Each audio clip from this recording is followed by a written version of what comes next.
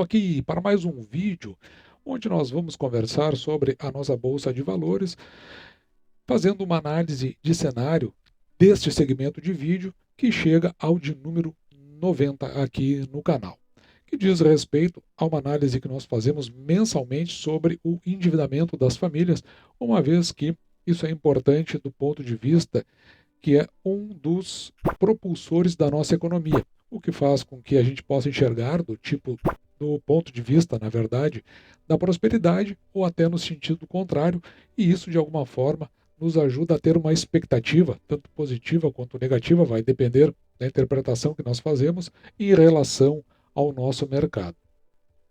E no caso do vídeo de hoje, eu vou começar com essa reportagem do Poder 360, que traz na sua manchete que a poupança tem a segunda maior retirada de recursos da sua história.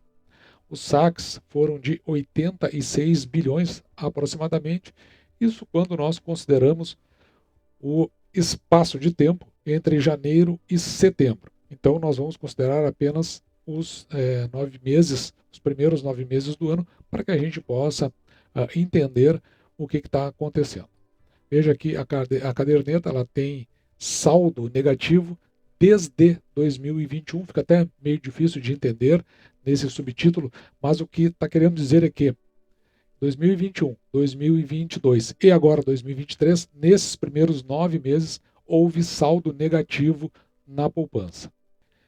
E o que significa esse saldo negativo? Bom, na realidade, quando nós temos uma retirada líquida, a retirada líquida significa que aquilo que entrou na poupança é menor do que aquilo que saiu. Então, é chamado de retirada líquida, ou nós poderíamos também chamar, se fosse o contrário, né, se houvesse mais entradas do que saídas, uma retirada líquida negativa. A contrapartida disso é a entrada líquida. Entrada líquida é quando entrou mais para a poupança do que as pessoas retiraram. Uma entrada líquida negativa é igual a uma retirada líquida. Neste caso, sempre considerando os primeiros 9 meses do ano. Então, como a gente já disse na manchete, foram 86 bilhões negativos, ou seja, entre o que entrou e o que saiu, ou seja, entrou menos do que saiu e, portanto, ela ficou 86 bilhões negativo. E veja que nesses primeiros 9 meses de 2023, ele só ficou atrás desse mesmo período, os primeiros 9 meses de 2022, quando o saldo negativo foi de 91 bilhões. Para o cômputo dessa série histórica, foi considerado aqui desde o ano de 1995, que é quando ela começou. E uma parte aqui interessante é que de janeiro a setembro, ou seja, considerando apenas os primeiros 9 meses, os depósitos não superam os saques na poupança desde 2020. Então, a última vez que isso aconteceu, onde os depósitos foram maiores do que os saques, foi no ano de 2020. De lá para cá, sempre houve mais saques do que depósito. Lembrando que 2020 foi o primeiro ano do período pandêmico e, neste caso, houve um reajuste bem significativo dos benefícios, além de uma consideração de um benefício suplementar, se eu não me engano, na época era chamado de auxílio emergencial. E evidentemente que grande parte desse direcionamento do recurso que foi disponibilizado acabou na poupança. Por isso que houve esse aumento, ou pelo menos esse saldo negativo no ano de 2020, período pandêmico, onde o país, do ponto de vista econômico, parou. E é curioso porque no ano de 2020 a caderneta registrou uma entrada líquida, então houve mais depósitos do que saque, de 137 bilhões. De lá para cá, veja que, então aqui, isso aqui aconteceu em 2020, por isso que eu deixei marcado, isso aqui é um dado apontado por mim, 2020 foi positivo. De lá para cá, a saída foi de 23 bilhões em 2021, depois 91 bilhões em 2022 e agora em 2023 a saída é de 86,1 bilhões. Dentro desse contexto da nossa análise, a gente pode verificar o que está mostrado nesse gráfico. Então, desde 95, quando houve ali uma saída maior do que uma entrada, mas veja que estava dentro de uma linha, onde houve disparidades. Foi aqui nos anos de 2000 e 2016, 2017, lembrando que foi o impeachment da presidente Dilma Rousseff, assumiu então o presidente Michel Temer, então aqui o saque já foi negativo, aqui em torno de 50 bilhões. Depois foi positivo em 2018 e aqui em 2019 já foi negativo. Então veja que no período pandêmico foram aqueles 137 bilhões, tendo em vista as razões que eu já mencionei anteriormente. De lá para cá, então nós tivemos aqueles 27 bilhões negativos em 2021, os 91 bilhões negativos em 2022 e agora em 2023, 86 bilhões negativos, para a gente verificar que, se nós pensarmos e descartando esta excepcionalidade, uma tendência aqui de queda considerando 2016 até 2023.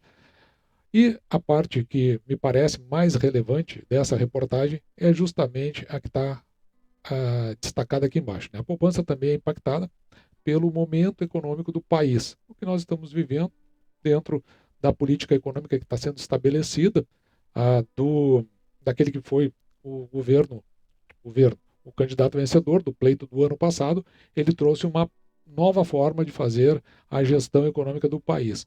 Com isso, veja que a questão aqui desse vídeo, o endividamento das famílias está elevado, nós já vamos dar uma olhada nisso, que é o foco principal, e os valores podem ser utilizados, ou seja, as famílias estão endividadas, então tem uma tendência de maior saques na poupança justamente para custear pendências financeiras. Será que é exatamente isso que a gente está imaginando? Então vamos nos utilizar da pesquisa de endividamento e inadimplência, que é o PEIC, que é encabeçado aqui pelo Sesc Senac. Então essa marca em amarelo aqui, ela não está no original, essa é uma marca minha que eu fiz aqui para a gente ter o destaque do CNC. Vamos dar uma olhada o que se chegou em termos de apontamentos. A gente verifica isso aí mês a mês para acompanhar o que a gente pode esperar do ponto de vista de futuro com relação à economia do país. Claro que isso vai refletir na nossa Bolsa de Valores. Mas o percentual de famílias que relatam ter dívidas a vencer, então, neste caso aqui, a gente chama de total de endividados, ela agora está sendo representada por 77,4%, que está nesse quadrado aqui, nesse retângulo, melhor dizendo, que eu marco esmaecendo de vermelho com o interior em verde e que não está lá. Eu só destaquei porque aqui mostra o quão as famílias estão endividadas. Em setembro de 2022 eram 79,3%, em agosto 77,4% deste ano e depois, um mês depois, 77,4%, mostrando um nível de estabilidade. E veja que esse aqui é o menor nível desde junho de 2022. Mas as famílias terem dívidas, isso não é preocupante. E, aliás, na realidade, talvez nem seja muito significativo. A gente só vê o quanto elas têm de comprometimento dentro da população do país. O que interessa, de fato, é a dívida em atraso. Veja que se, por um lado, o que está acontecendo é que as famílias estão ficando menos endividadas, por outro lado, as dívidas em atraso, em setembro de 2022, eram de 30%, os mesmos 30% em agosto de 2023, e agora tem uma leve subida para 30,2% das famílias endividadas. Então, pegando as famílias endividadas, um terço delas aproximadamente estão com dívidas em atraso. E aquelas que não terão condições de pagar essas dívidas, que aí começa a gerar o problema, em setembro de 2022 era 10,7%, cresceu para 12,7% em agosto de 2023 e no mês de setembro, ou talvez aqui o índice mais alto, com 13% das famílias, das endividadas, que não terão condições de fazer o pagamento dessas dívidas. E daí vem aquela conclusão que nós acabamos de dizer, que embora o endividamento ele mostre essa tendência de queda, ou seja, neste retângulo que tem o centro esmaecido com o centro amarelo, isso esteja em queda, na outra parte, o que a gente tem visto é que a inadimplência, ou os indicadores de inadimplência, que são esses dois, tanto o que tem atraso e o que não poderá mais ser pago, segue acelerando. Para fins aqui desse estudo, eles consideram que consumidores com dívidas atrasadas, ou seja, 32,2% 2%, chegou à maior proporção desde novembro de 2022. Então já teve esse índice no passado. Mas agora vem aquilo que me chamou a atenção. Pessoas que afirmam não ter condições de pagar as dívidas de meses anteriores é o maior da série histórica, batendo aqui, ultrapassando os 13%. Desculpa, não passando os 13%, mas batendo em 13%, conforme nós vimos agora há pouco. E além disso, veja que o volume de consumidores com dívidas atrasadas há mais de 90 dias alcançou 47,8% do total de inadimplentes. Então, se nós considerarmos os inadimplentes, desses 47%, eles estão com atrasos com mais de 90 dias. As dívidas em atraso por faixa de renda, veja aqui de 0 a 3 salários mínimos, aqui eu dei uma corrigida, é setembro de 2022. Veja aqui o percentual dos endividados que têm dívida em atraso, atualmente é de 38,6%, que é o mesmo de setembro de 2023, mas é maior do que agosto de 2023. Considerando a faixa salarial de 3 a 5 salários mínimos, veja que chega aqui em setembro de 2023 a 27,6% que tem dívidas em atraso, que é pelo menos menor do que agosto de 2023, mas é acima de setembro de 2022. E com relação à faixa de 5 a 10 salários mínimos, veja que atualmente, em setembro de 2023, está 22,1, que é igual ao mesmo índice de setembro de 2022, embora tenha uma leve piora em relação a agosto de 2023. Mas o que parece relevante aqui é justamente naqueles com mais de 10 salários mínimos, que salta aqui de 13,9 em setembro de 2023 para 14,8 em setembro de 2023, que é onde se tem uma maior capacidade de fazer giro dentro da economia. Então, quanto maior a renda, maior, evidentemente, o que se dispõe para que a economia entre numa virtuose.